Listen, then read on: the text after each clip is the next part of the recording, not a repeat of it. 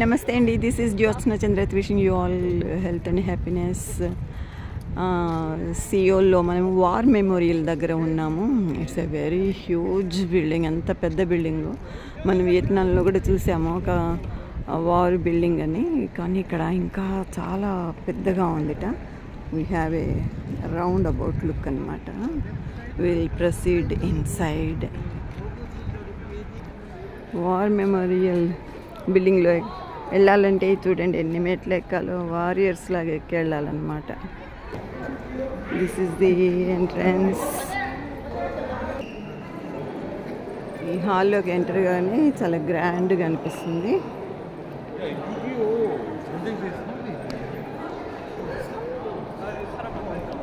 And roof is also very grand. The Korean war room number 1, invasion of the south and counter attack. ఇందులోకి వెళ్తున్నాం మనము. 1945 తర్వాత వచ్చిన war అన్నమాట ఇది. అప్పుడు యూజ్ చేసినవి సోల్జర్స్, అప్పుడు యూజ్ చేసిన గన్స్, ఆల్ వెరైటీస్.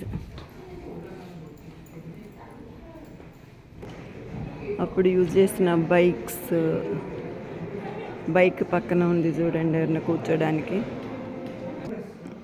ఆ కాలంలో ఉండే ప్రజలు కష్టపడేవారు, చాలా పేదవారు.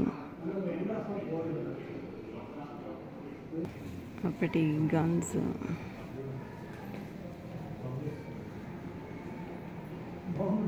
ఇన్స్ట్రుమెంట్స్, బాంబ్స్ వేసేవి, మషీన్స్, బాంబర్స్. పైనుంచి బాంబ్స్ ఎట్లా వేసేవారు ఆ కాలంలో, అది చూపిస్తున్నారు. కొండల్లో కోనల్లో పడుకుని షూట్ చేయడము. అప్పటి కాలంలో ఎంత క్రూయల్గా ఉండేవారు, గొంతు నరికేస్తున్నారు, అవన్నీ కూడా మనం ఇక్కడ ఈ వార్ మెమోరియల్లో చూస్తాము. అప్పుడు యూజ్ చేసిన బోట్ మోడల్. వార్లో ఎట్లాగా ఉంటారు, వార్ చేసేటప్పుడు అట్లా డిఫరెంట్ పోజెస్ మనం ఇక్కడ చూడొచ్చు. అప్పుడు వార్లో యూజ్ చేసిన వెహికల్స్.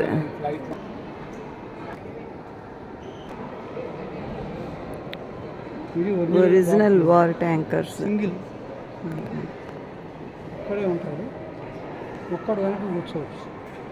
సో ఇక్కడ మొత్తము చూడలేదు, ఎందుకంటే మొత్తము 70% చూసాము, కానీ మనకి వీడియోస్, ఫొటోస్ తీసుకోవడానికి అంత అనువుగా లేదనమాట. అంటే డార్క్గా ఉన్న ప్లేస్లోంచి తీశారు.